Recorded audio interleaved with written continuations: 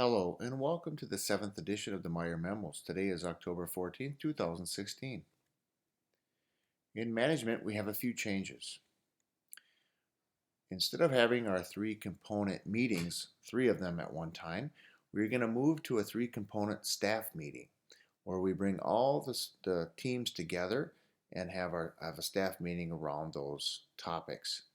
We are a small staff in comparison to the middle and high schools, and this could speed up the transition from transferring information from different people. The agendas are as follows. They'll be driven by our SSP, so we'll be talking about our math goals and our reading goals, and then we'll also get updates from our district meetings for people who are our BLT members who go to the district meetings for LS or learning supports, instruction, and myself for management. Also, the Meyer memos are going to be coming out on Thursdays. My goal is to do this so that staff have a chance to look at them on Friday so they can plan their upcoming week. Obviously, this isn't happening this week, so I plan to start this after the MEA break. We have our first three component staff meeting this coming Tuesday at 8 o'clock in the Media Center. Here is our quiet room visit data this week.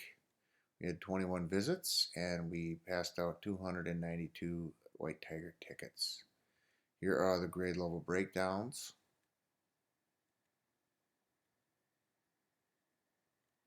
And it was nearly a 14-to-1 ratio, so nice work. This week we have a student council meeting for 1st through 5th grade. It's going to be Tuesday, October 18th at 2:30 in the Media Center. Each class will need to send two reps or select. I know for grades 1, 2, and 3 that they change their reps every time. 4, 5 already has their reps, and kindergarten will not be sending reps. At this meeting, we're going to vote on our top 3 candidates for secretary, for the vice president, and president. Safe routes to school. I want to thank all of the classroom teachers for taking the tallies for the 3 days and getting me the information. I have 1 or 2 of those tallies to collect, and then I'll send it off to the district. So thank you for your help. In instruction, on October 18th, our first 3 component framework meeting, we're going to discuss report cards. Be ready to discuss current report card and the new report card. And then we're going to take your feedback and bring it back to the November 2nd DIT meeting. Stephanie will do that for us since she is our instructional lead.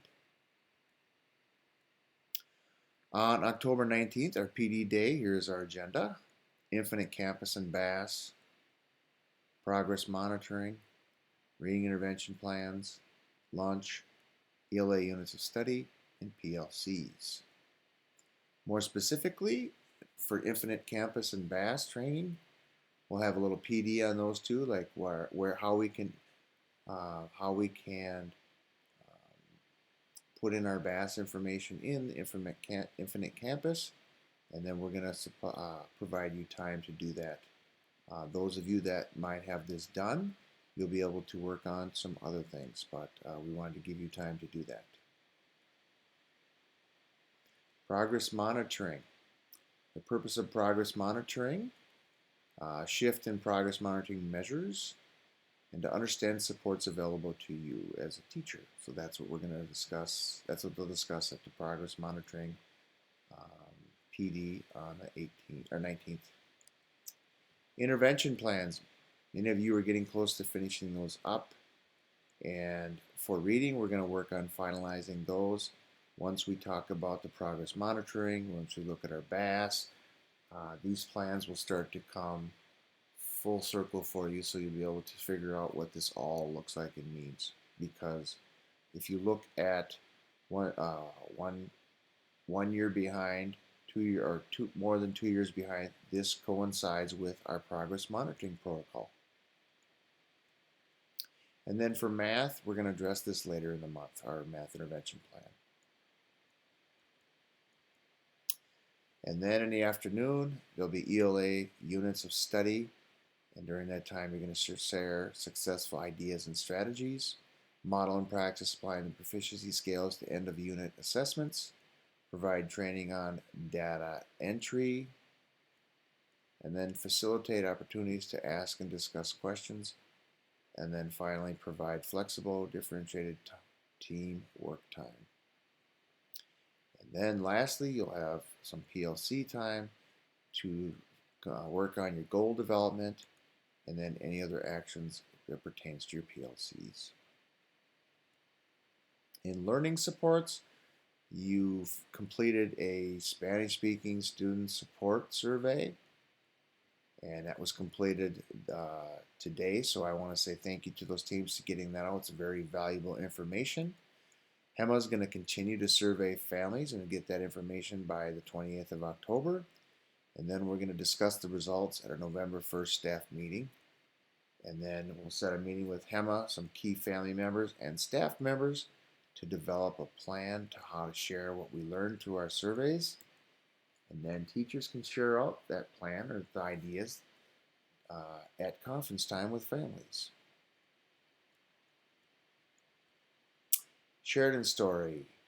If you have students in need that might not be in first or second in kindergarten or first, and they might be in second, third, fourth, or fifth, please let me know, because then we can make special accommodations for the child or their family.